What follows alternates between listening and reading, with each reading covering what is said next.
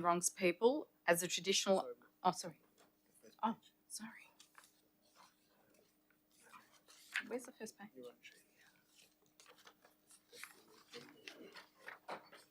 Oh. Welcome everyone to tonight's council meeting. I'm the Mayor, Councillor Virginia Tarkos, and I declare this meeting open at 7:02 p.m. I would like to welcome members of the public who have joined us in the chamber tonight and online, and I'd also like to acknowledge the attendance of former Mayor Councillor Bruce Lancashire with us tonight. Members of the public attending council meetings are expected to behave respectfully at all times and not permitted to engage with the councillors or council officers during the course of the meeting. This includes directing loud and inappropriate comments towards councillors and officers or making noise that impacts council's ability to conduct its meeting. All persons present tonight have a right to feel safe and treated with respect. Council will not tolerate any behaviour that threatens the safety of anyone present in the chamber or which disrupts the ability for council to conduct its business on behalf of the community. You will be asked to leave the meeting if your behaviour is inappropriate, disruptive or rude. All members of the gallery are required to pre-register their attendance at council meetings to support a safe and secure environment for all participants, whilst allowing council to conduct an orderly meeting. In the unlikely event of an emergency, please follow the direction of council officers and the emergency procedures on the wall near the door. Channel 31 has been given permission to live stream this meeting. A recording of the meeting will be published on the council's website. So please stand for the acknowledgement of country. On behalf of Brimbank City Council, I respectfully acknowledge and recognise the Wurundjeri and Boonwurrung peoples as the traditional custodians of the land and pay respect to the elders past, present and future. I ask councillors to remain standing for the council commitment. Others may be seated. As the council, we act in the best interests of the Brimbank community and consider the immediate and long-term impacts of our decisions. We will make these decisions fairly and without bias. We will uphold all our obligations under the laws of Victoria and council's local laws, and will act in accordance with the Model Councillor Code of Conduct. Councillors, please be seated. Item number 3, apologies, leave of absence. Councillor Tweedang is on leave of absence. Item 4, disclosure of conflicts of interest. Are there any declarations of conflicts of interest? Thank you. Item 5, designation of items as confidential. May I have a mover of a motion to designate items as confidential? Councillor Borg. I'll move the motion as per shared screen. Do I have a seconder? Councillor Dang? Trung, sorry. Councillor Trung. Thank you, Madam Mayor. I second more lie on restraint. Thank you. Okay. Thank you. Councillors, I'll put that to the vote. All those in favour? Motion carried. Item 6 is confirmation of minutes of previous meetings. May I have a mover of a motion to confirm the minutes of the previous council meeting? Deputy Mayor, Councillor Kerr. I move the motion as per the shared screen. Do I have a seconder? Councillor Nikolic. I'm happy to second that we move the minutes. Thank you. I'll put that to the vote. All those in favour? Motion carried. Item 7 is condolences. There are 4 items of condolences tonight. The first one, 7.1, we have Stuart Cameron Lancashire. Do I have a mover for the motion that the council note the passing of Stuart Cameron Lancashire? Councillor Borg. I'll move the motion. Thank you. Thank you. Do I have a seconder? Deputy Mayor, Councillor Kerr. I second the motion. Would you like to speak to the motion, please? Yes, I do, Madam Mayor. I would like to read this message on behalf of the Lancashire family. Stuart Cameron Lancashire, the youngest of Bruce and Julie Lancashire's 3 boys, was born 19th of September 1989. The Lancashire family moved to Keilor while Julie was pregnant with Stuart. The boys' backyard was Brimbank Park, and the favorite activity there was the rope tree, a tree with a large branch overhanging the Maribyrnong River, to which they had added a rope, and they would swing out on it and jump into the river. The park ranger would cut the rope down from the time to time, but it was always replaced. Stewart commenced his education at Over Newton Anglican College, where he spent 13 years. Despite a Christian education, he was not a religious person and spent a great deal of time in philosophical debates with the school chaplain.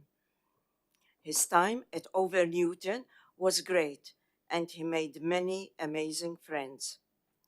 Like his brothers, he did judo for many years and competed at the state and national levels in Australia and the Pan Pacifics in Noumea, where he won gold.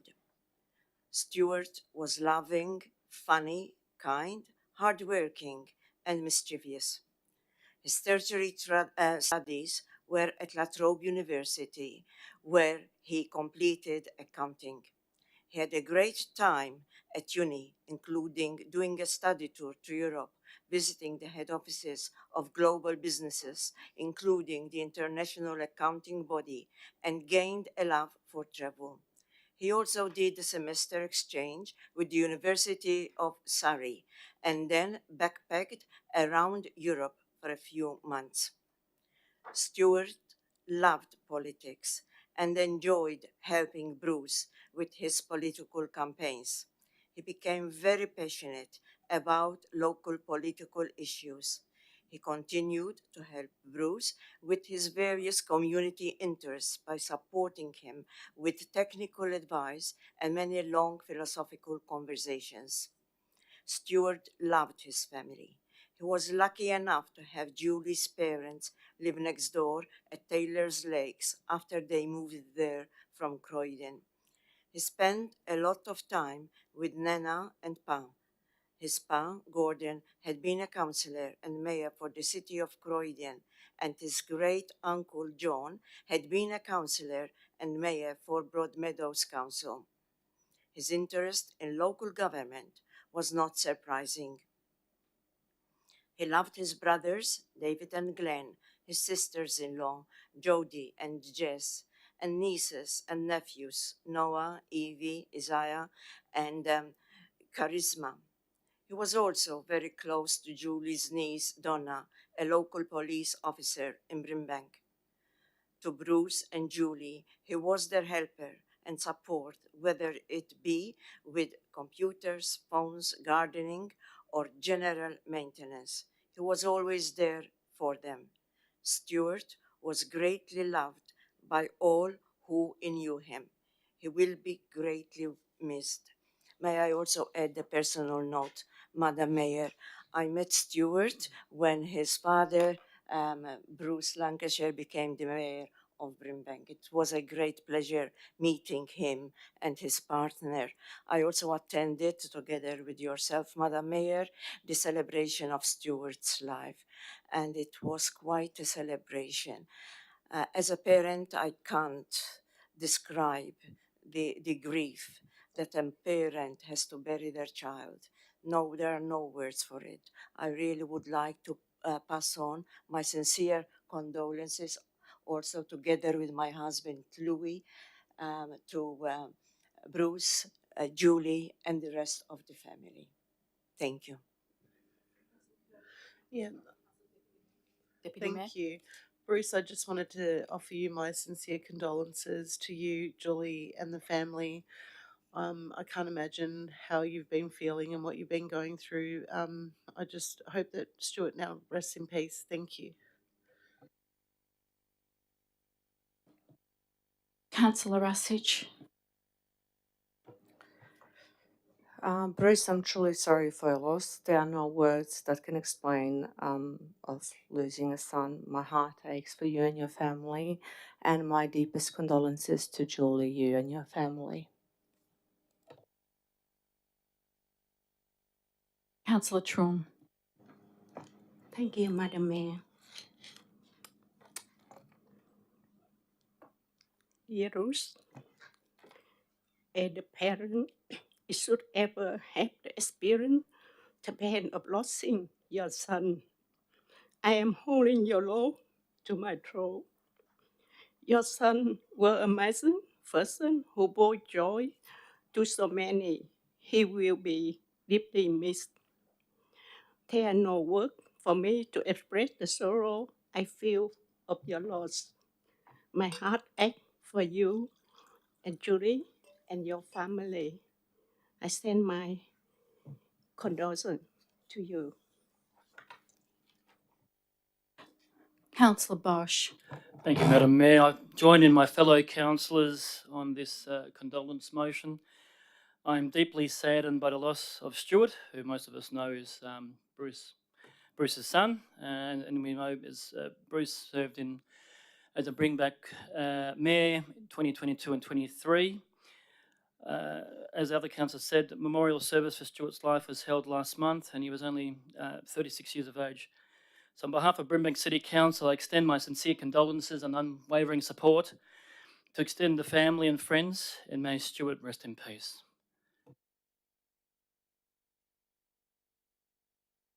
Councillor Dunan Pham.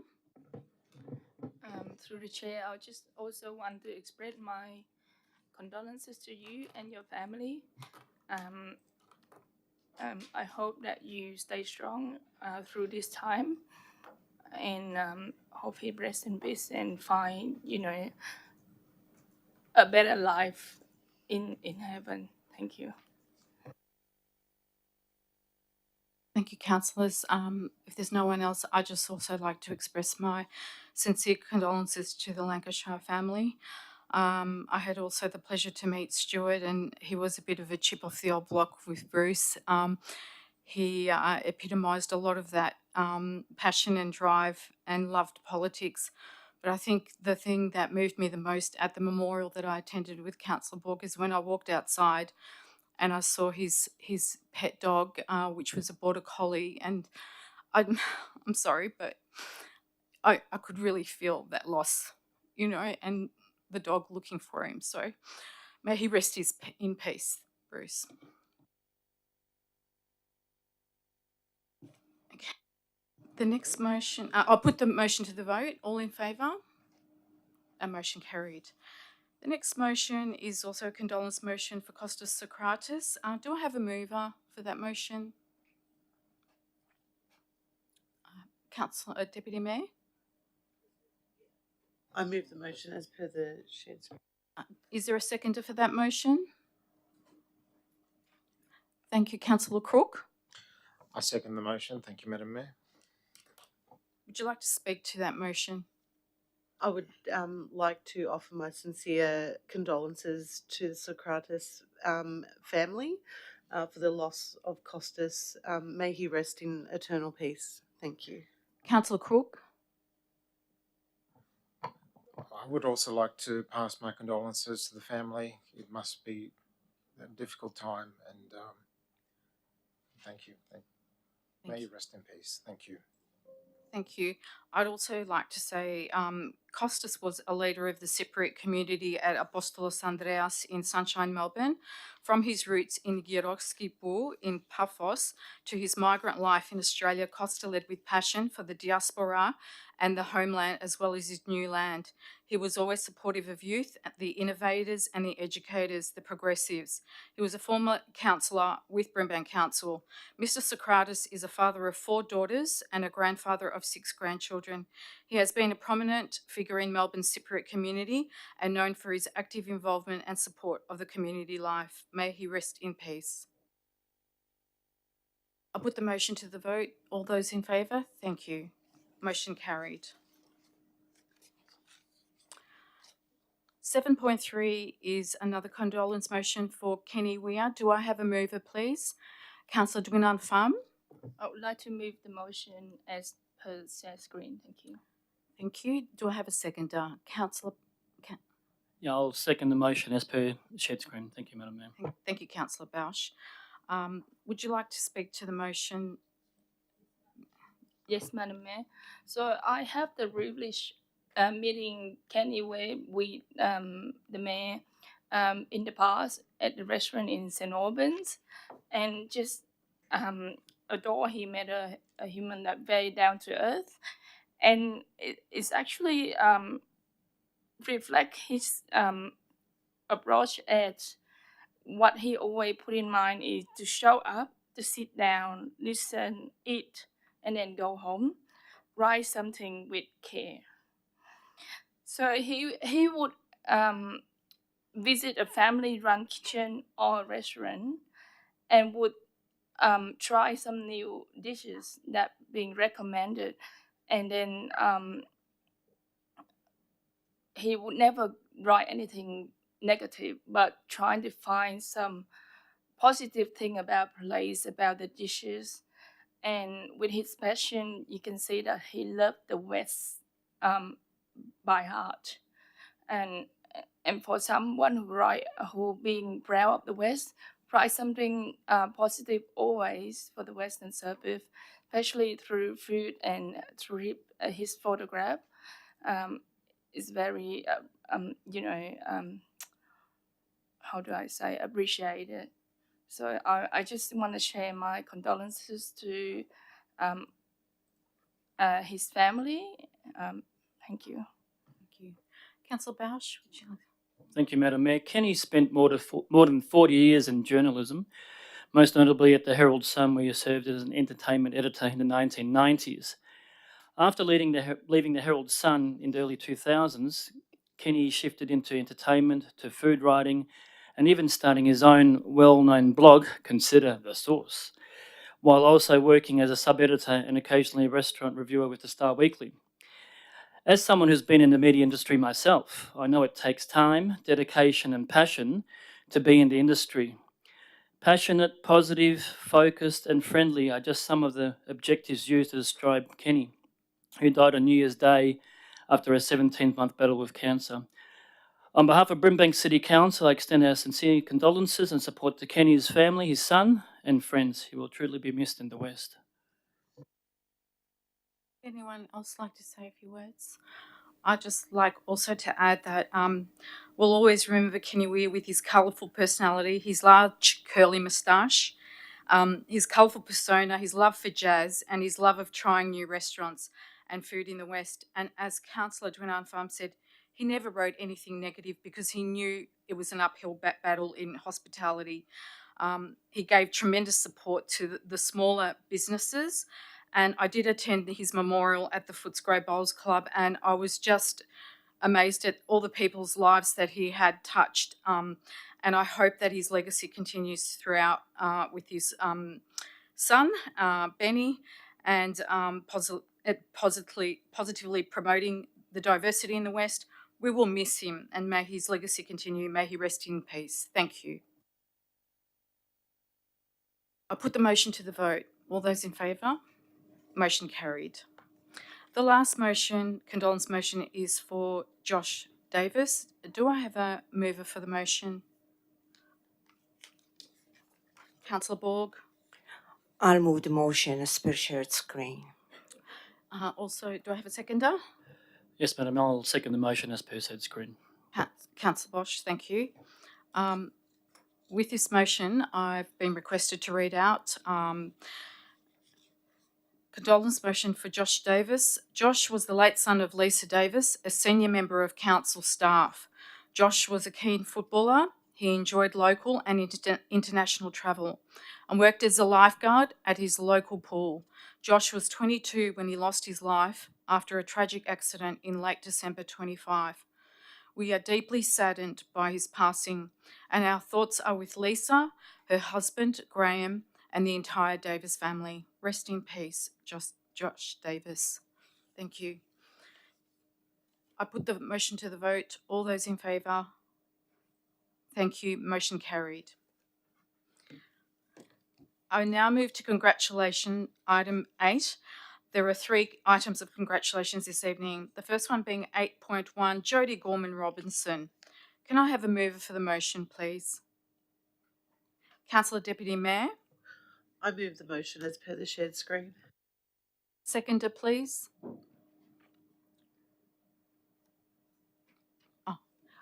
Councillor Russage.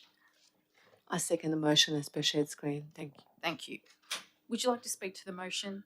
Sure. I just want to say that I became familiar with Jodie online when she was reaching out for products to organise care packages for people that have been affected by fires in Victoria.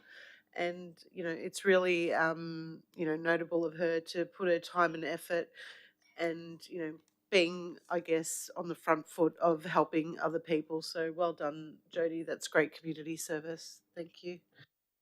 Thank you, Councillor Rasich. Just say thank you for your service. Thank you. Thank you. I'd also like to say that I would like to congratulate Jodie for her care packages for fire victims, which she organised on her own with the support of at Keilor Tennis Club, collecting donations of personal goods and personally drive them with Lisa Mayo to Seymour to drop off at Highlands Club and Longwood Football Club. These care packs were distributed to men, women, and families who lost homes and were facing challenging times. Her kindness also extended to a local person in Sydenham. She had lost her home during the same time in a house fire. She lost all her house and all her belongings. She was not eligible for any financial assistance.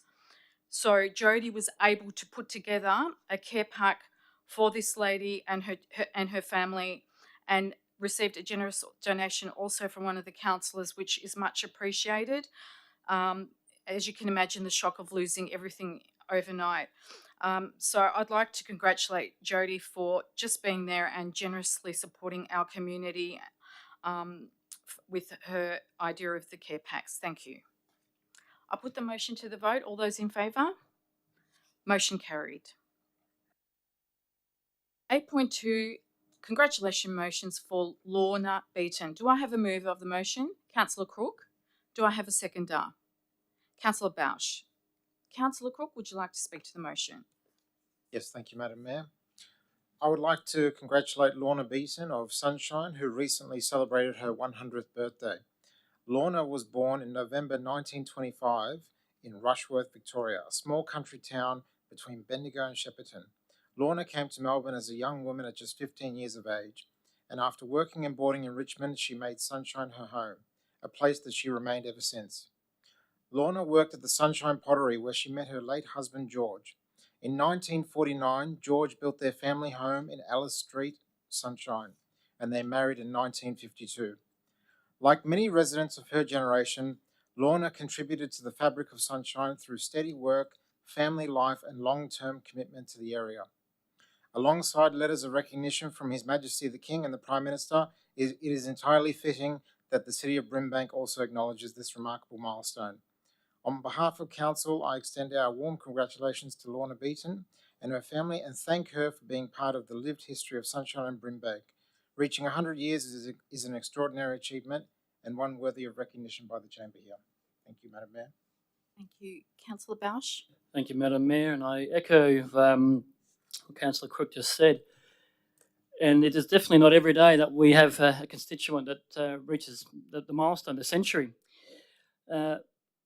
Lorna was one of 9 children to Thomas Charles Pearce and Victoria May Pearce. And I can resonate, my grandmother was also, that's so close, she missed her 100th birthday by 15 days. So I'm glad to say that Lorna made it, enjoyed a letter from the Queen, the King, and many, many more birthdays to come. Would anyone else like to speak for this motion?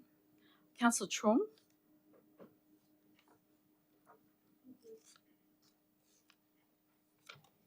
Thank you, Madam Mayor. First, I would like to congratulate to Mr. Beaton. Well done on your 100th year. You have certainly contributed to well-being of our community. Once again, congratulations on your 100th year. Thank you. I'll put this motion to the vote. All those in favour? Motion carried. 8.3, Janina Archbuz. Do I have a motion? Do I have a mover for this motion? Councillor Crook. I move the motion as per shared screen. Do I have a seconder for the motion? Councillor Bausch. Second the motion as per shared screen, Madam Mayor. Thank you. Would you like to speak to the motion, Councillor Crook? Yes, thank you, Madam Mayor. And don't worry, I had to call my dad before this meeting here tonight to learn how to pronounce the name. It's Janina Ahabush. Oh, Janina Ahabush well. recently was recognised with the Medal of the Order of Australia for her decades of service to the Polish community here in Brimbank. Janina was affectionately known as Pani Babcha or Mrs. Babcha. She is a self-taught costume maker, volunteer fundraiser, and community cook who has supported organizations such as the Sunshine Polish Charity Association and the Polish Senior Citizens Club over many years. Through her remarkable craftsmanship, Janina created richly detailed traditional costumes for the Polish dance groups in Ardea, helping generations of Polish Australian families maintain cultural pride, visibility, and connection as part of our Brimbank community. Her life story is also one of resilience. Janina lived through the hardships of World War II and migrated to Australia in 1949 and built a life of service despite facing profound personal challenges.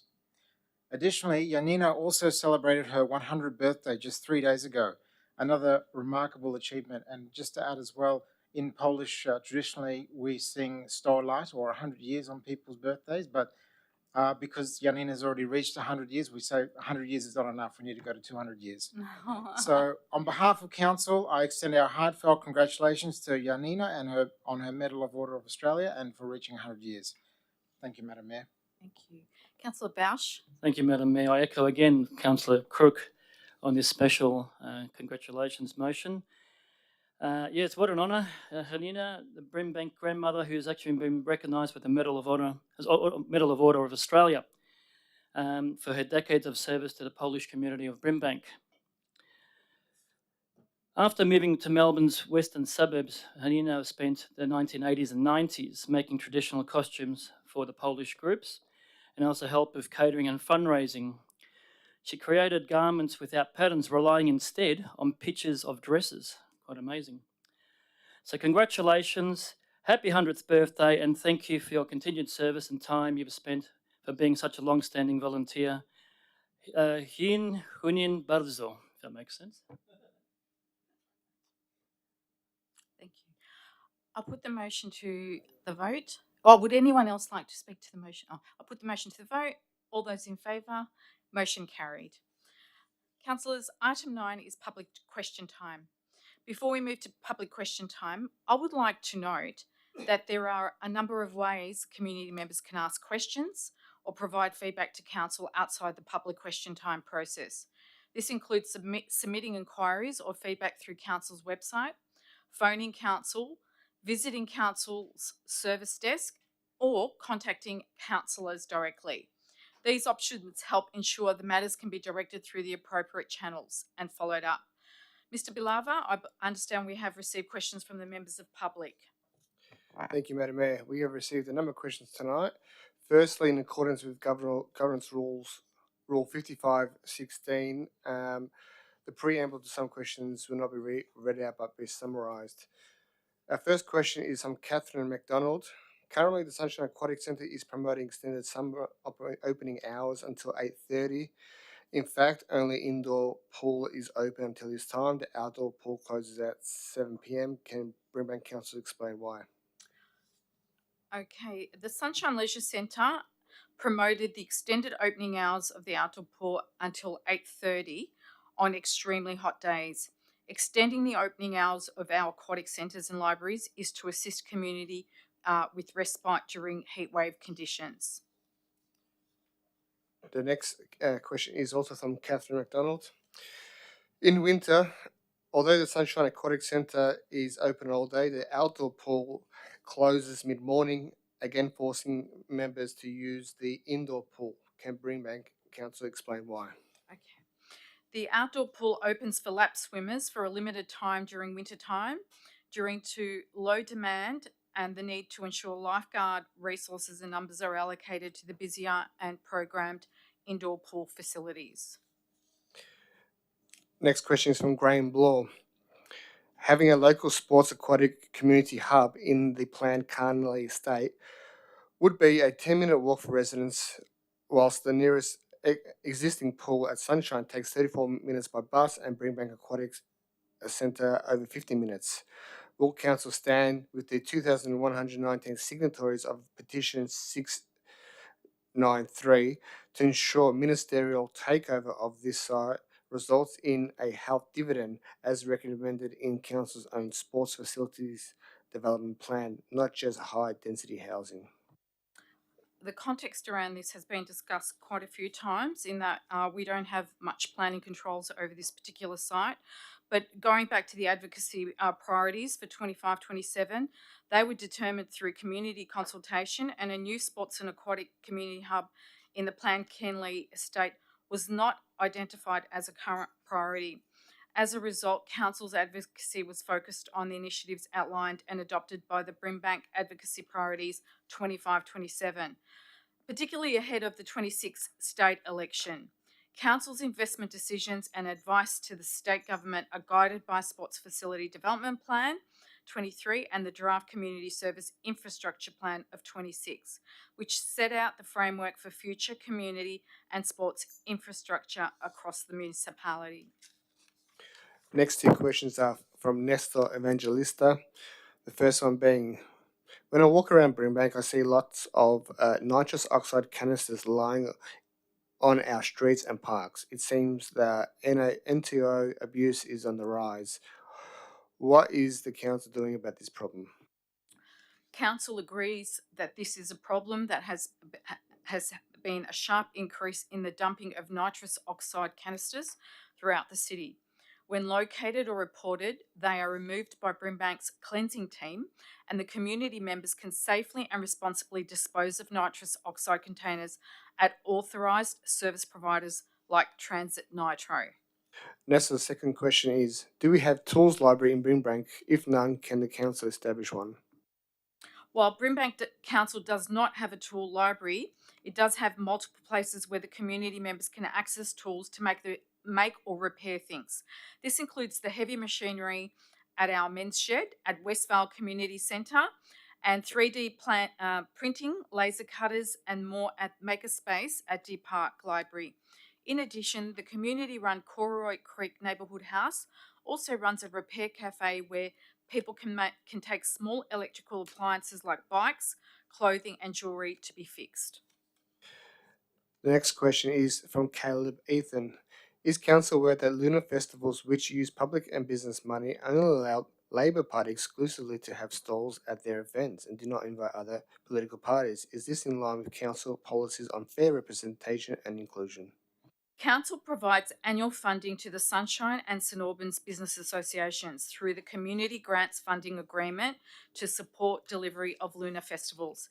This funding is provided in accordance with Council's community grants policy and does not contravene any other council policy, including those relating to fairness and inclusion.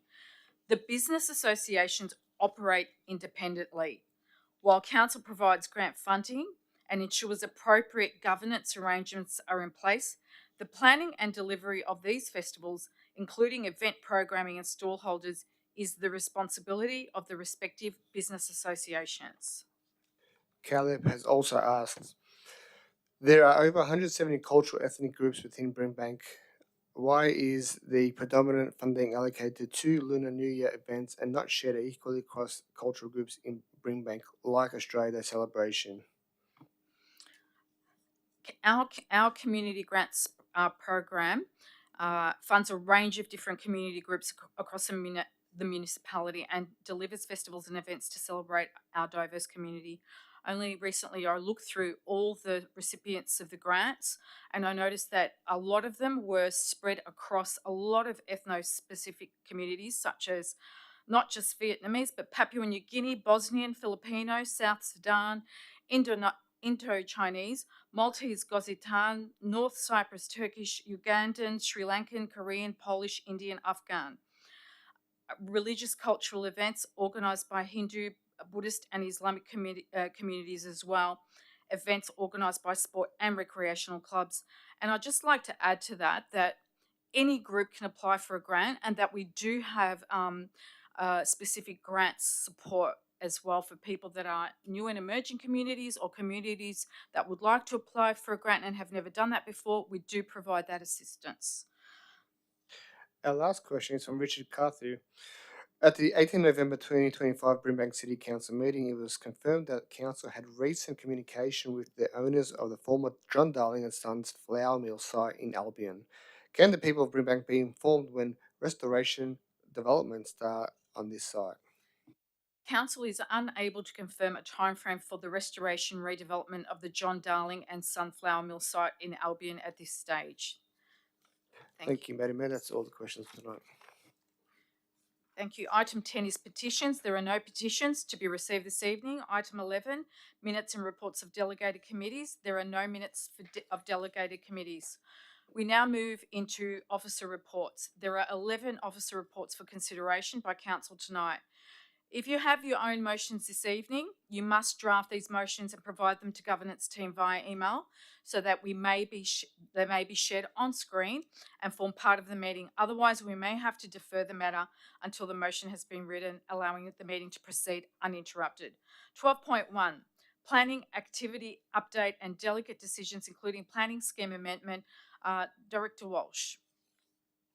Thank you, Madam Mayor. The purpose of this report is to provide Council with a status of the planning permit applications and trends in planning approvals in Brimbank. Also to provide you with an update on decisions made under delegated authority in December of last year and January of this year, and also to provide you with a status of any current planning scheme amendments as at the end of January of this year. Officers recommend that Council notes the activity update and delegated decision report, including the attachment 1, which outlines all of the decisions made, and attachment 3, which provides you with a line of sight to the status of planning scheme amendments. Thank you, Madam Mayor. Thank you. Are there any questions to Director Walsh in regards to this report? Can I have a mover? Councillor Borg. I'll move the report to be shared screen. Can I have a seconder, please? Councillor Nikolic. I'd like to second that. Thanks, Madam Mayor. Thank you. Would you like to speak to the report? No, thank you, Madam Mayor. Would you like to speak to the report? No, thank you. Would anyone like to speak to the report? I'll put the report to the vote. All those in favour? Report carried. 12.2, Planning and Building Compliance Activity Update, October to December 25. Director Kelvin Walsh. Thank you again, Madam Mayor. Councillors, this is a quarterly report that we provide you with a line of sight to planning and building compliance activity. In the past, councillors will note that you've only received planning compliance activity. We have now expanded this reporting to include the activity of our building compliance team to provide you with an understanding of status of and the activity within the municipality. So the purpose of this report is to provide you line of sight to the planning and building compliance activity during the period nominated there, and officers recommend that you note the activity. Thank you, Madam Mayor. Thank you. Are there any questions to the Director? Do I have a mover, please? Councillor Nikolic. I move the motion as per the shared screen. Thanks, Madam Mayor. Seconder? Councillor Crook. Sorry. Thank you, Madam Mayor. I second the report as per the shared screen. Councillor Nikolic, would you like to speak to the report? I would. Just quickly to note, thank you, Madam Mayor. I really appreciate the inclusion of the data from the building and compliance team. I think it's really beneficial for us, but also for our residents to understand some of the issues faced across the council. Of note, just on there, is that in the 1 month period from October to end of December, the team went to 43 call-outs and investigations on unregistered rooming and boarding houses. 45 of those as well were issued with emergency building orders, and half are still open for investigation, noting that many of these have complex needs, just that they're not regulated. Some have complete lack of fire safety, unsafe buildings, and then the subsequent displacement of the people inside.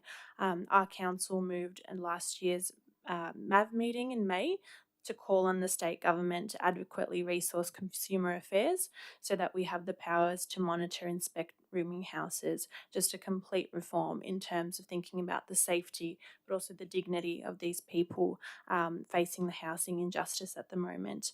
At that meeting, 97% of councils Victoria-wide supported our motion. So I'm really glad that now we have this data to match up, and the team has made a note that there's been a real subsequent increase in these reports being made and the call-outs in the last years just for our council. Thank you. Excellent. Thank you. Councillor Crook. Thank you, Madam Mayor. Just to add to Councillor Nicholik's comments, the numbers are in the paper here and they're visible for all to see, but my message to the community is you are our eyes and ears on the ground. If you see something, say something, report it to council so that we can follow up. Either give us a call or email her, and we can follow up on illegal building activity or illegal squatting or boarding houses, which I know is a big issue in Harvester Ward. Thank you, Madam Mayor.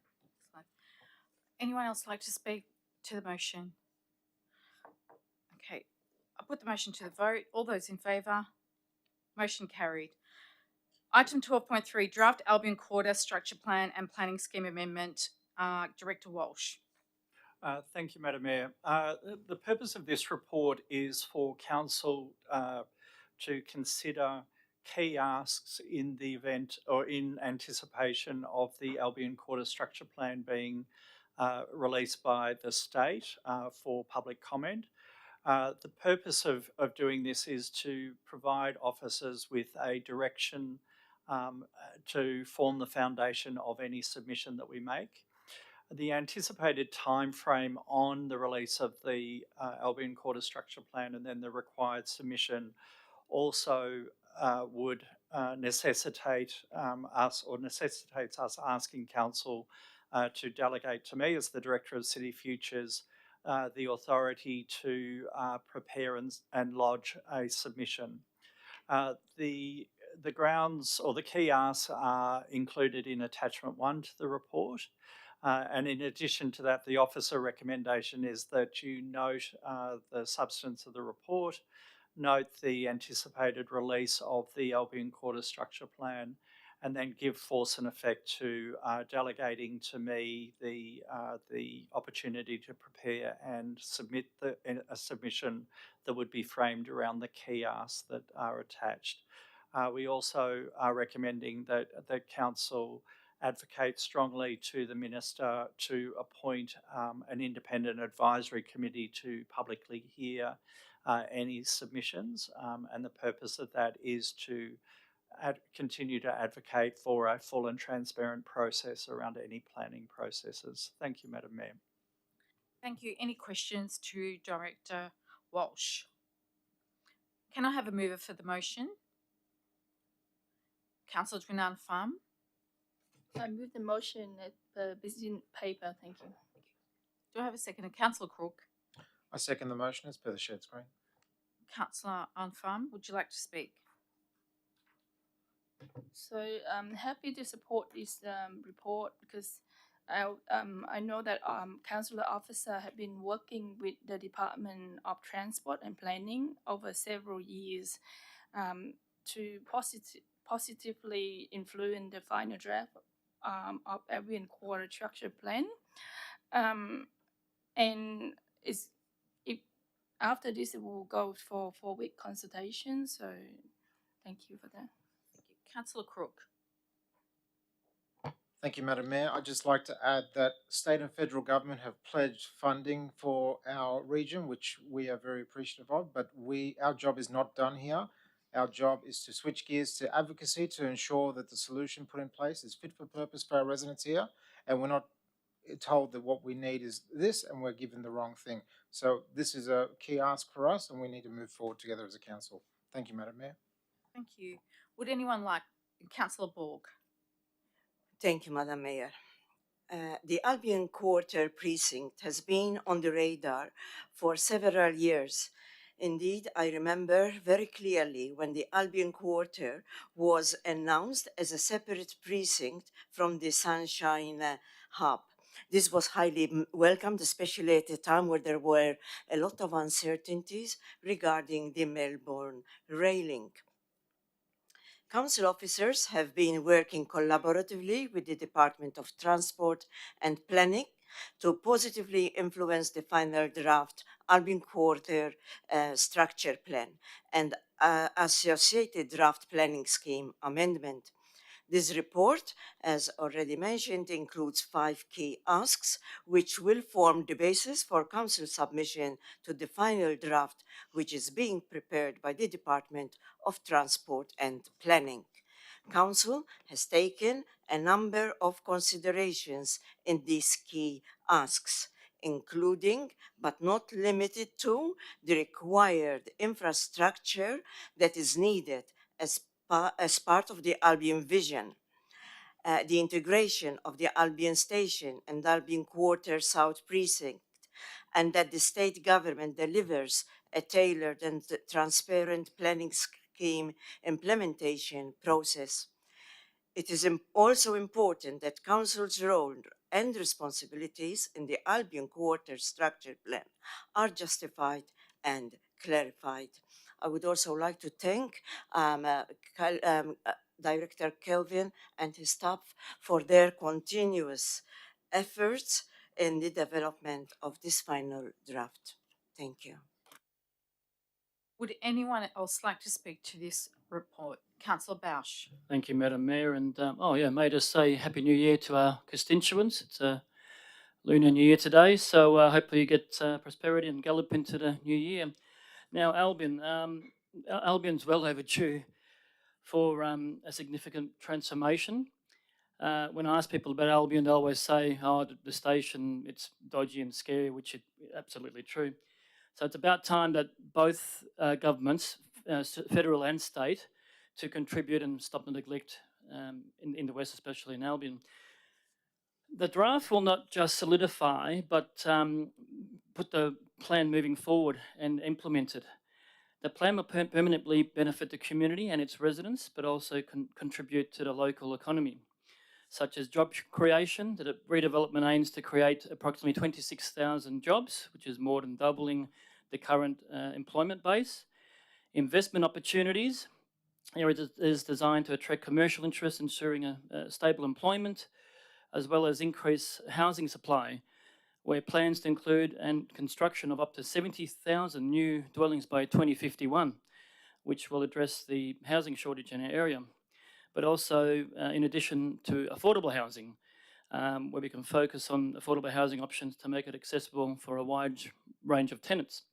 And there's also transport connectivity, so the upgraded Albion Station, which I don't think has been touched in 50 years, which will also connect to the metro, the new metro tunnel, improving access and service frequency. So the Albion Quarter is positioned to become a thriving community hub, balancing residential needs with economic and environmental goals. I endorse this draft by Council. Thanks, Madam Mayor.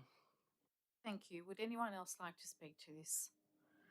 I put this motion to the vote. All those in favour? Carried. 12.4, Waste Reform's proposed 4-bin model. I hand it over to Director Levers. Thank you, Madam Mayor. This report provides advice about the state government waste reforms and the implications for Brimbank. The state reforms require Victorian councils to introduce a 4-bin curbside waste and recycling system by July 2027. The Victorian government announced these reforms in 2020 as part of the Recycling Victoria policy, and this policy is intended to reduce waste and increase recycling through the residential curbside collection system. Since the adoption of this policy, councils introduced an opt-in FOGO system, and the Victorian Container Deposit Scheme has commenced. To comply with the state mandate, council must introduce a glass bin service and expand the current opt-in FOGO system to a universal FOGO service offered to all households. These changes present an opportunity for council to consider the best service regime to meet the needs of our community. Council undertook broad community engagement to inform council's waste service model in 2022 and established a deliberative panel in 2025 to consider the matter in more detail. And the results of those consultations are outlined in the report. Officers have also undertaken significant analysis and benchmarking with other councils across Victoria. And following the consultation and officer analysis, officers are in a position to recommend a service model to council.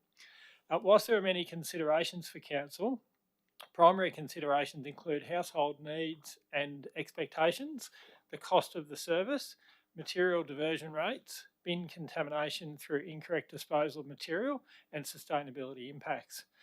The cost of the curbside waste and recycling service is directly related to the material volumes and contamination levels, which can be influenced by the frequency of collections.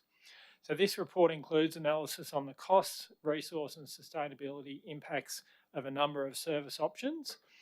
There are a range of things for council to consider, and officers understand that any new service model will lead to change at the household and recommend a program of community engagement and education to support a successful transition to a new service model, whichever model council endorses. Officers also recommend advocacy to state government to expand the container deposit scheme, which currently excludes bottles and jars. Thank you, Madam Mayor. Thank you. Are there any questions to Director Levers? Councillor Crook? Thank you, Madam Mayor. I have a question for Director Levers. Mr. Levers, I understand the numbers are in the report, but as you can appreciate, this is a hot topic for our community. One repeated question I have is what will be the cost to Brimbank, and if you can also break it down per household, of increasing our FOGO from fortnightly to weekly? And if you can walk that through the chamber for us tonight. Thank you.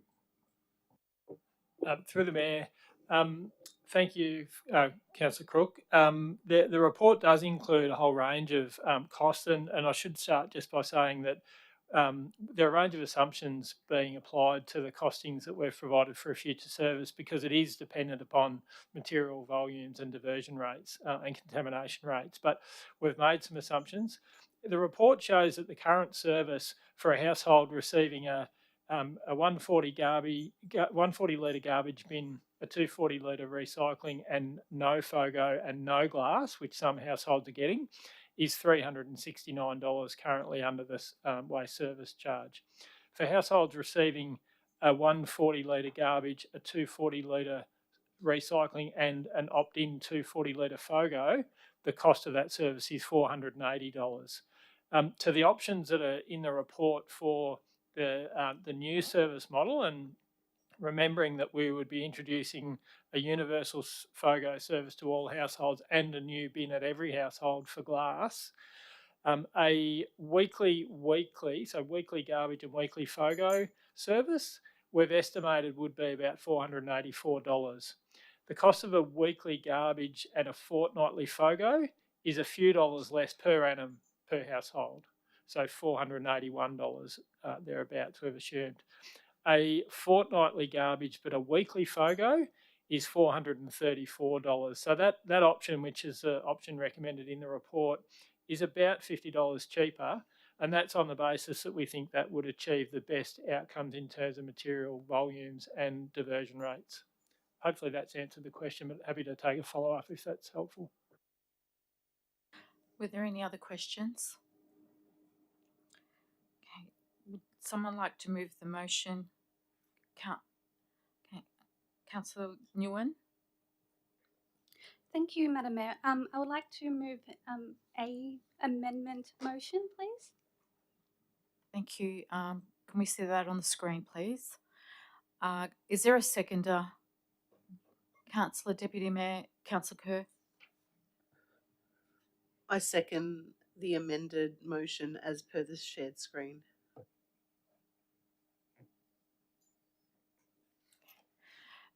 Councillor Nguyen, would you like to speak to the motion? Yes, thank you, Madam Mayor.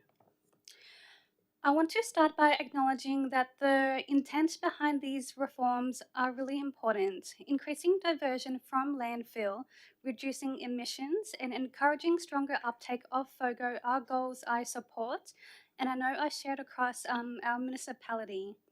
My motion is about ensuring that we achieve these environmental outcomes in a way that is practical, evidence-based, and fair to our community. Moving to a fortnightly general waste collection may show environmental benefits in modelling, but we must also consider the lived reality for households. Many families, particularly larger households, young families managing nappies, households supporting people with disabilities, and older residents still generate general waste that cannot easily be stored for 2 weeks. These raises real concerns around hygiene, odour, vermin, storage space, and especially in higher density housing or smaller homes. In a growing municipality like ours with diverse household needs, we must be careful not to create unintended burdens, particularly for residents already managing complex living situations. This amendment motion, however, does not reject our environmental goals.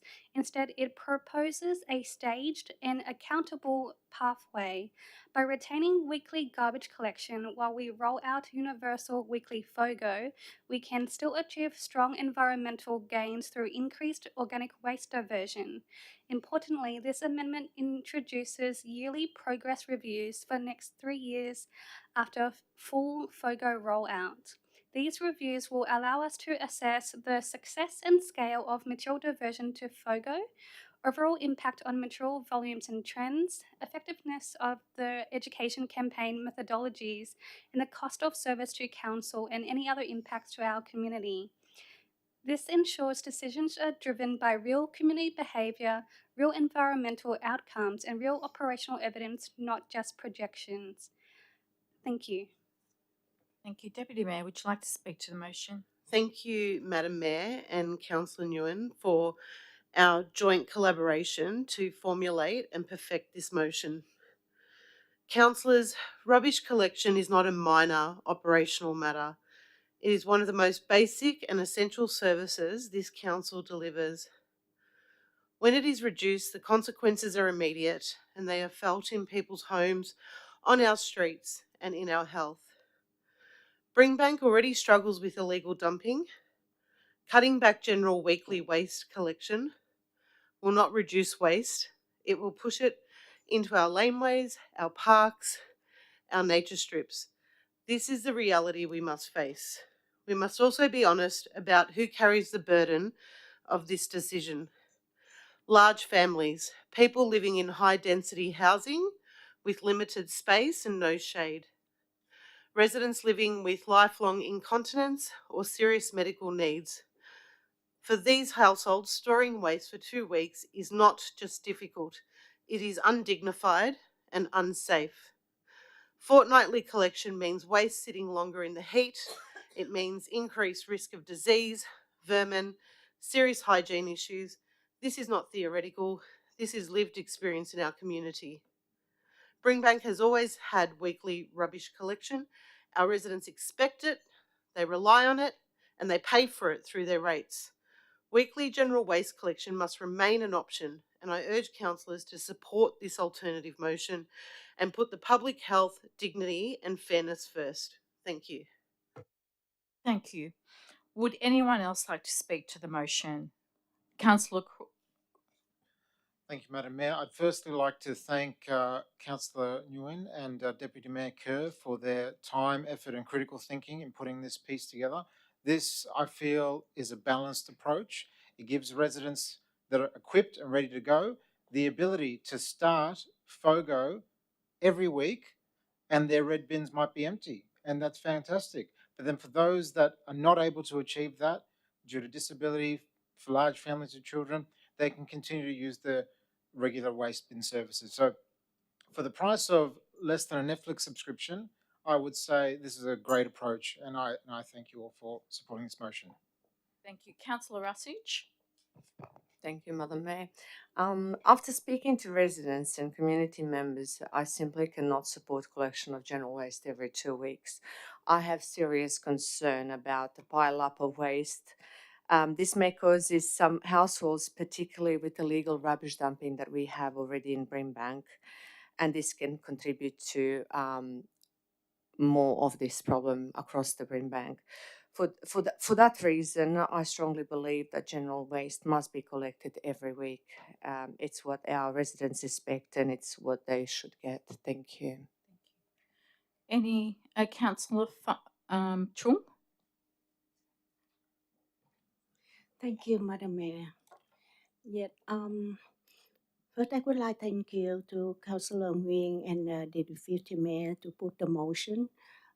Is to show and other councillor is to show it we care for member in the community because it support to the rabbit it being collected for every week is for the public health and hygiene risk, and also it to inquiry and support because we receive a lot of concern and worry from member in the community if the rabbit is being picked up every fortnight, and I strongly support for the rabbit is picked up every week. Thank you.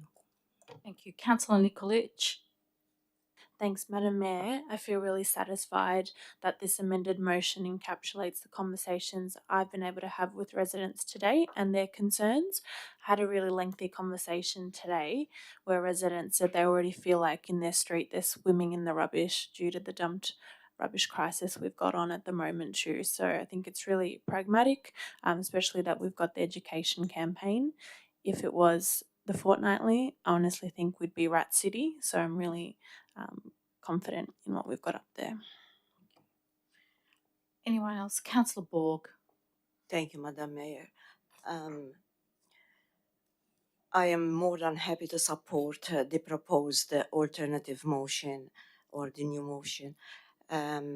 This resonates very much with what I have been hearing from the community, as for the reasons that have already been mentioned. It's important to mention also that we do have an elderly population, and their needs are very diverse.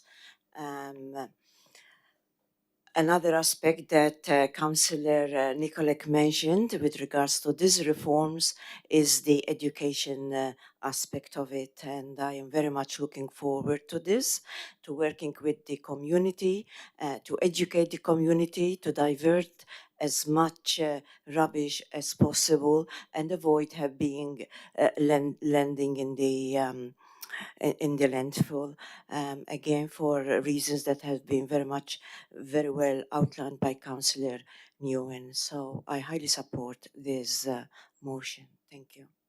Thank you. Anyone else would like to speak? Councillor Bausch. Thank you, Madam Mayor. I also do thank Deputy Mayor Kerr and Councillor Nguyen for their initiative for this amended motion. Well done. And throughout the week, I think I'm not the only councillor who's getting calls or emails or texts, but I've received numerous material by constituents from my ward, but also other wards around the municipality. And let me tell you this, that councillors are here to support their residents. And as a resident myself, I find the proposition to cut garbage collections from weekly to fortnightly very concerning. As a father with a 4-year-old daughter, I have to dispose of nappies as well, so I know how that smells throughout the week. I couldn't imagine how it would smell after 2 weeks. So that proposition, I would fear that illegal dumping, which is a major issue in Brimbank, would worsen. And also risk for health and associated with the garbage being idle for a longer period of time. So even currently, I find that the garbage is at capacity every week or nearly capacity every week. Hence, if we had a problem, if it was every fortnight. So this is a long-term decision that won't be affected just by me or you, but the population as a whole. And that's 71,000 households or 196,000 residents in our municipality, which will increase to an estimated 235,000 in 2046. So in my opinion, general waste must be collected every week and not fortnightly. Thank you. And Councillor Dunan Pham. Through the mayor. So in the past, I have visiting from overseas, and they asked me this question: why is your rubbish being collected every week, not every day? Because that's what we have in our country, and that question stayed with me for that many years. And when it comes to the waste, to make this decision, I recall that question, and I think having a weekly collection is more than enough. But I recognize the cost involved into, the difference between having weekly or fortnightly. So been really thinking about that as well. But also with the amendment motion that Deputy Mayor and Councillor Nguyen put up, to having a FOGO on weekly basis is quite interesting and quite important as well. Um, that will contribute to the progress of how we're transforming into, like, people use that opportunity to having their FOGO, going more regular rather than general waste. And also very interesting to see that we're gonna do that review every year, to show that figure to community, say this is actually work, this is the figure that our general waste actually been reduced. So very happy to support this amended motion, and I think it's a very thoughtful one as well. Thank you. Thank you. I think every councillor has spoken to this, so I want to put the motion to the vote now. All those in favour, please raise your hand. Motion carried. Item 12.5, Governance Report, February 26. I hand over to Director Georgie Hill. Thank you, Madam Mayor. The Governance Report is a standing report to Council in accordance with best practice and good governance principles, and to ensure compliance with the requirements of the Local Government Act 2020, the Model Code of Conduct and the Councillor Support Policy. In the February Governance Report, Council is asked to note a summary of recent governance activity, contracts entered into and works orders approved in accordance with the S7 Instrument of Subdelegation, Councillor declarations of representations by Members of Parliament. Council is also asked to endorse the draft Brimbank Disability Advisory Committee Terms of Reference, note and endorse the submission to the House Standing Committee on Regional Development, Infrastructure and Transport inquiry regarding local government funding and fiscal sustainability. Note a letter has been sent to the Victorian Health Minister calling on the state government to retain Vic Health as an independent statutory body and a fully funded health promotion agency, and give authorisation to the CEO in relation to the organics processing facility contract with Veolia Environmental Services for the processing of organic waste. Thank you, Madam Mayor. Thank you, Director Hill. Are there any questions? Okay. Councillors, do I have a mover of this report? Councillor Nguyen. Thank you, Madam Mayor. I'd like to move the report as per the shared screen. Thank you. Do I have a seconder? Councillor Crook. I second the report as per the shared screen. Thank you, Madam Mayor. Councillor Nguyen, would you like to speak to the report? Yes, thank you, Madam Mayor. I'd like to speak to point C. Firstly, I want to thank Mayor Takos, who has written a letter to the Minister for Health calling on the state government to retain Vic Health as an independent statutory body and fully funded health promotion agency. As the world's first health promotion foundation, Vic Health has been instrumental in major reforms, research and initiatives, including the QUIT, Sun Smart programs, the Stephanie Alexander Kitchen Garden program, and This Girl Can program to support Victorian women and girls to be active, and the first Victorian breast screening and cervical screening programs. Vic Health plays a critical role in funding and supporting primary prevention programs by adopting a systems approach to social determinants such as active living, mental health, healthy eating, tobacco, vaping, alcohol, and other drugs. This is critical to enabling the work of local councils such as Brimbank through partnerships with health and community service organisations. And Brimbank as a council takes on a primary prevention approach to improving health and well-being seriously. So this means focusing on preventing health and social issues before they start, and by creating supportive environments that promote health and well-being. As a partner in Vic Health funded programs, including Food First in the West, and through applications for partners in place in growing health communities grant funding, Council is able to deliver actions that address our 6 health and wellbeing priorities. Abolishing Vic Health into the Department of Health will impact long-standing local government and community partnerships and will potentially lessen a focus on prevention within a department under immediate pressures of managing hospitals and acute services. Importantly, as a statutory authority, Vic Health can act independently of short term political pressures, allowing it to confront powerful corporate interests such as junk food, alcohol, and tobacco that harm our community health. The, the Productivity Commission has called for more investment in prevention, not less. The pressures of chronic disease, mental health, growing inequities make Vic Health's evidence-based, community-led health promotion more important than ever. This is especially important for Brimbank community, whose health and socio-economic status poses significant risk for the well-being of our residents. Thank you. Thank you. Councillor Crook, would you like to speak? Yes, thank you, Madam Mayor. I also would like to speak to point C. I'd like to congratulate and thank Mayor Tarkos for signing the letter to the Victorian Minister of Health, calling on the state government to support Vic Health and retain Vic Health.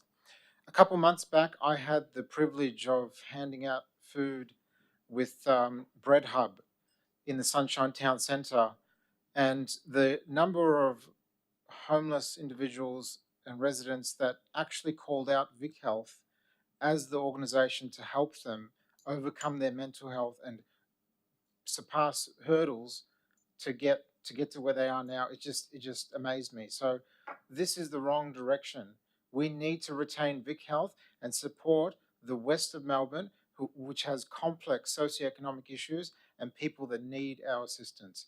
Thank you, Madam Mayor. Thank you. Would anyone else like to speak to this motion? I'll put the motion to the vote. All those in favour? Motion carried. Report 12.6 Annual Action Plan and Budget 25-26 Quarter 2 Progress Report. Director Hill. Thank you, Madam Mayor. Council adopted the We Are Brimbank Council Plan 25 to 29 in October 2025. Each year, after consulting with the community, Council creates an annual action plan and budget to implement the strategic directions and objectives outlined in the Council Plan. In 25-26, the Council Action Plan contains 69 actions.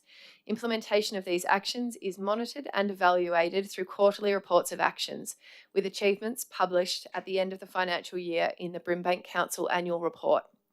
This report shows the progress made in the second quarter from the 1st of October to the 31st of December 2025. At the end of the second quarter, 3 actions are complete and 66 actions are in progress.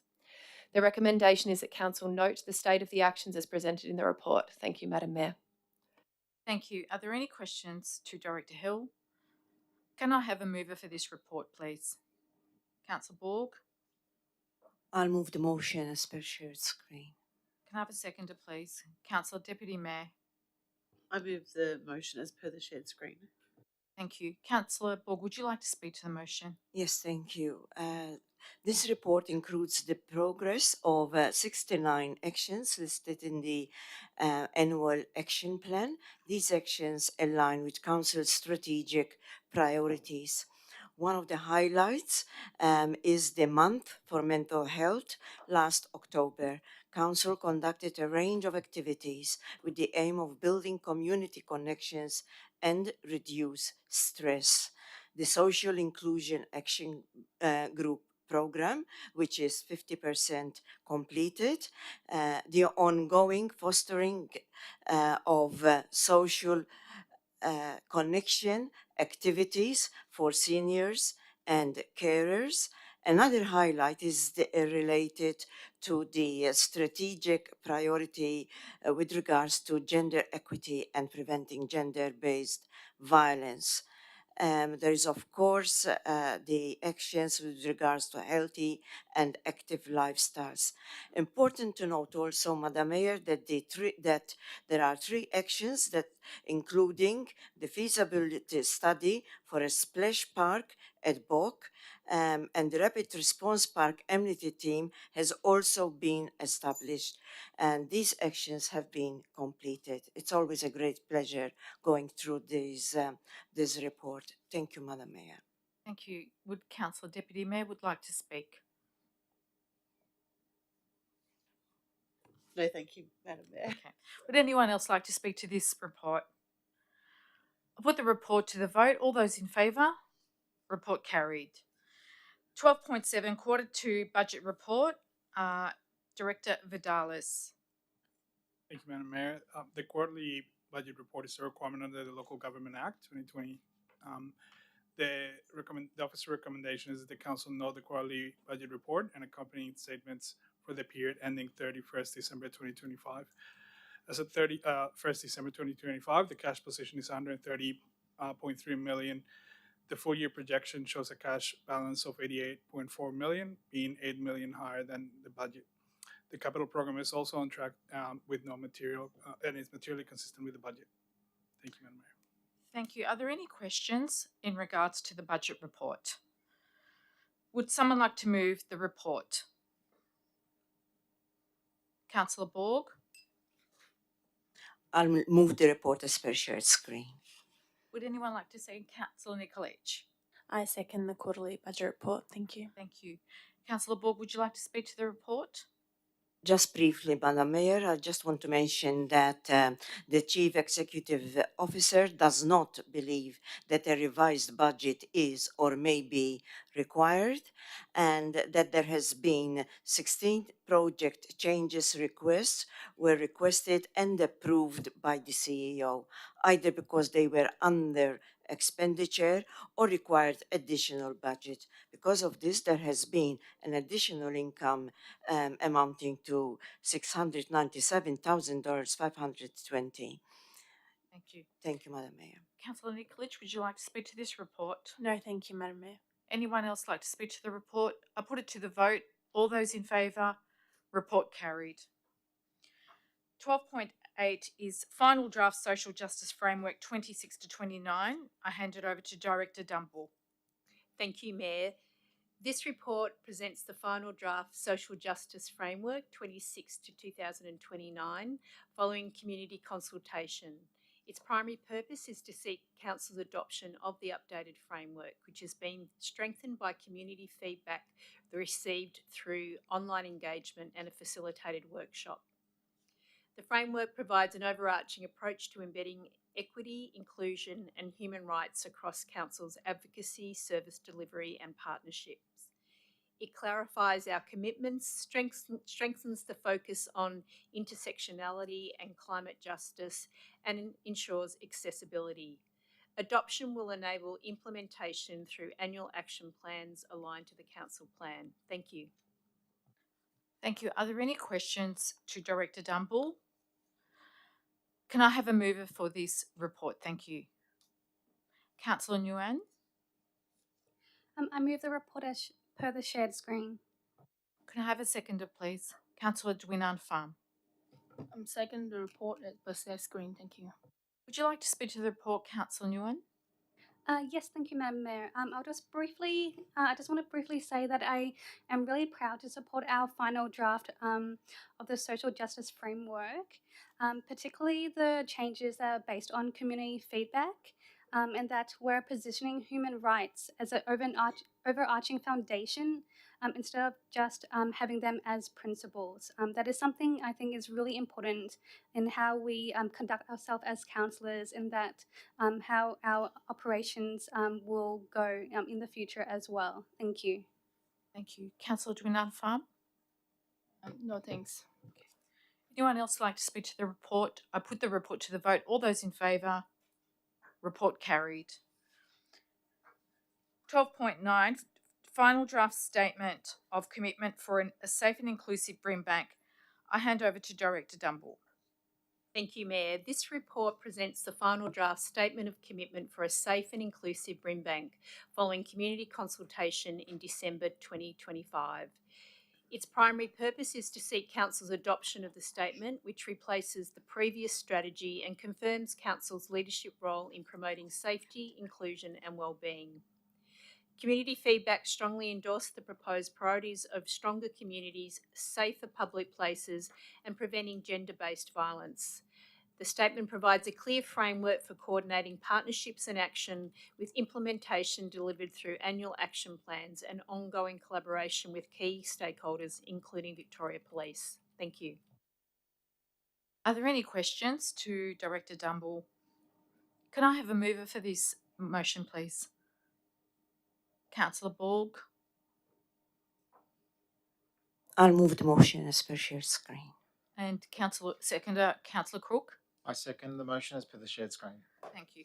Would you like to speak to the motion, Councillor Borg? Thank you, Madam Mayor. Safety is a basic need. As such, it's important to have a safe and welcoming community where everyone belongs and feels safe and can feel safe. Community safety is a shared responsibility across all levels of government, police, service providers, businesses, and the community. Council plays an important leadership role that requires partnership and collaboration. As a councillor, I am very pleased and proud to see this statement of commitment for a safe and inclusive Brimbank.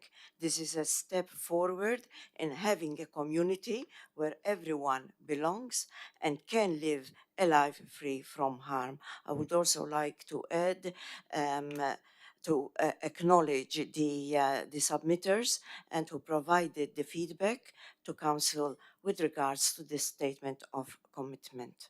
Thank you. Thank you. Councillor Crook, would you like to speak to this report? No, thank you, Madam Mayor. Would anyone like to speak? Councillor Dwinan Farm. Thank you, Madam Mayor. So I would like to put this final draft into two parts, which is safe Brimbanks and inclusive Brimbank. So with the safe Brimbank, that safety is a hard issue that we keep working with Victoria Police and community through many network or different safety forum, but also with the second part that talk about inclusive for people of Brimbank is that I think together with safety, people have to feel included because we have people that come from different background, genders, or different kind of economic background as well. So they have to feel that they belong in Brimbank rather than, because I come from this community or that community, I don't feel Brimbank is at home. So inclusive word, I think, means a lot more for resident of Brimbank, and thank you for your team to include that into the framework. Thank you. Would anyone else like to speak to this report? Oh, Councillor Trunks, sorry. Thank you, Madam Mayor. I think it's the right for the safety. I think to see how it really important for our community, because it's the commitment to building for the community, like Councillor Yuen meant it that how they feel safe and welcome and inclusive. Also, it's safety in the street. It's really concern for the member in the community now, and I really support it when the mayor is speak. It like we need more police on the street to support for the member in the community. Also, it's like we have the large ethnic community in council in Brimbank, and family violence is a big issue for our community. So I think that is three important, and it's really important. Thank you. Thank you. Would anyone else like to speak to the report? I'll put the report to the vote. All those in favour? The report is carried. 12.10, upgrade of Orican Pinforce application and parking sensor. I hand to Director Vidalis. Thank you, Madam Mayor. The purpose of this report is for Council to note and endorse the software license and service agreement for the PinFirst application. The PinFirst application is extensively used by Council for the management and issuing of parking and other fines. The current version of this application used by Council is nearing the end of its supported life, and it's essential to be upgraded to ensure the services can be maintained. The office's recommendation is that Council note and endorse the software license and service agreement for the services to upgrade the existing on-premise application to a software as a service application and the associated parking sensor and supported services to Orkin for an estimated value of $672,662, including GST. Are there any questions directed to Director Vidalis on this? Would someone like to move this report? Councillor Deputy Mayor? I move the report as per the shared screen. Would anyone like to second it? Councillor Crook? I second the report. Thank you, Madam Mayor. Would you like to speak to the report? No, thank you, Madam Mayor. Would you like to speak to the report? No, thank you. Would anyone like to speak to the report? I put this to the vote. All those in favour? Report carried. 12.11 MAV and ALGA motions 2026. I hand over to Director Hill. Thank you, Madam Mayor. This report is presented for Council to consider endorsing the proposed motions for the upcoming MAV State Council meeting in May and the ALGA National General Assembly in June 2026. For the MAV, the proposed motions support the expansion of the bus network and the rollout of further gambling reforms. For the ALGA National General Assembly, the proposed motions support youth mental health prevention programs and increased funding for major road infrastructure. These motions have been developed in line with our advocacy priorities for 25-26-27. Thank you, Madam Mayor. Thank you. Are there any questions to Director Hill regarding this, the motions? Can I have a mover, please? Councillor Crook. I'd like to remove the report. Thank you, Madam Mayor. Can I have a seconder, please? Councillor Bausch. Thank you, Madam Mayor. I'll second the report as per shared screen. Thank you. Councillor Crook, would you like to speak to the report? Yes, quickly. Thank you, Madam Mayor. For those of you watching at home, MAV stands for the Municipal Association of Victoria. It's the legislated peak body and association representing local councils in Victoria. I'd like to thank my fellow councillors for endorsing and trusting me as Brimbank's delegate for MAV. There are two motions here that we will endorse tonight to present at MAV State Council, and I'd like to speak through those motions here tonight. One of those motions is the expansion of the bus network. So we're calling on the Victorian government not only to increase funding on the bus network, but to integrate it better with existing services, train, tram, and alike. And can I just say, let me channel my high school little Daniel for a moment. The number of times I would get frustrated that the bus would arrive at the train station a couple of minutes before the train, and you miss the train, and then you have to wait 15 minutes for the train. I mean, fast forward to today, that's still happening. You'd think that there'd be better integration by now so that people can use the bus, leave the car at home, get to the train, and likewise, and get to work on time. The second motion here that we are endorsing tonight is to pressure the state government to put together and roll out the gambling reforms. You know, before passing away in 2023, the MP for Dunkley, Peter Murphy, prepared the report, You Win Some, You Lose More. And it was quite a damning report on how these gambling institutions systematically target vulnerable people. And yet here we are in 2026 and not much has been done about it. And why is this relevant? Well, from July 2015 to July 2025, so over a 10-year period in Brimbank residents lost $1.4 billion to electronic gambling machines. And this in such a complex socioeconomic area. And in just 1 year alone, we lost $175.9 million to gambling machines. That is on average $1,100 per adult in Brimbank. So this motion that I'll put to MAV is pressuring the state government to take on board these gambling reforms. Thank you, Madam Mayor. Thank you. Councillor Bausch. Thank you, Madam Mayor.